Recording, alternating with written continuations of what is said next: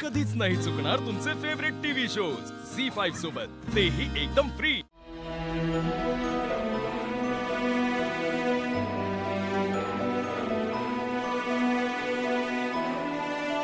Doctor काय कशामुळे होतं हे सगळं? म्हणजे आजार जरी होत असला पाण्यातून तरी एवढा मोठा कसला आजार आहे की लोक डायरेक्ट मरायलाच लागलेत?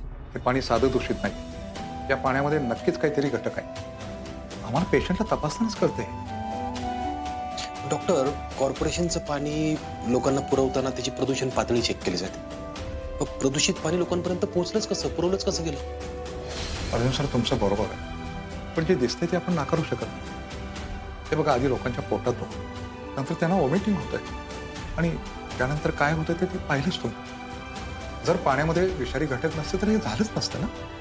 डॉक्टर, कॉर्पोरेशनचं पाणी सोडलं तर पुण्याच्या काही भागात टँकरने पाणी पुरवठा होतो, त्यामुळे काय झालं असेल का?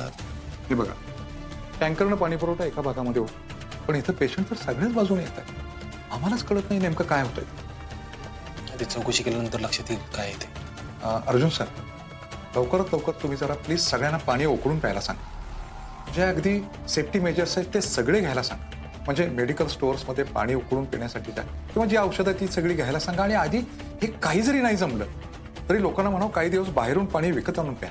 हा, डॉक्टर बरोबर बोलतात आप्पे। मी पण लोक लावून हे सगळं कशामुळे होतंय ते चेक करतो।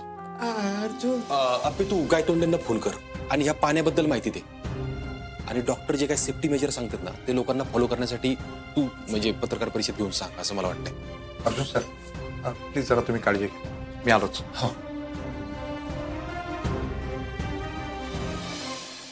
दीपा, हे बघ, हे सगळं बघून तुला त्रास होतोय कळतंय मला, पण असं बसून नाही चालणार अगं तू काहीतरी, तू तू शांत हो ना, तू शांत हो जरा। हे बघ दीपा, तू या सगळ्याची जबाबदारी घेतलीस ना आता, तू जर इथं रडत बसलीस ना तर बाहेर लोकांचे जीव जातील असून। हे बघ, ही सगळी परिस्थिती हँडल करणं तुझ्यासाठी लय अवघड जाते मला कळतंय, पण हे बघ, उठ आता, तू हे सगळं सावरून घ्यावं लागणार आहे, पावलं उचलावी लागणार आहेत। ठीक आहेस ना तू? मी जातो जरा सावर स्वतःला।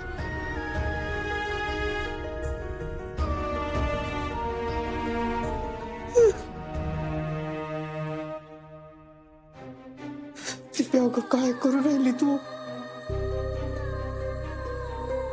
अगं साध्या वडापावच्या गाडीवर काम करणारी तू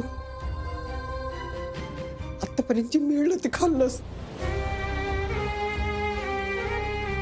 कधी कोणाच्या वाढल्या पातोड्यावर पाय ठेवला नाहीस दिपे। अगं आधी कशासाठी लोकांची मूर्ती, मला नाही करायची ती सही, नाही करायची मला। झी5 ॲप डाउनलोड करा आणि पहा सर्व एपिसोड्स एकदम फ्री।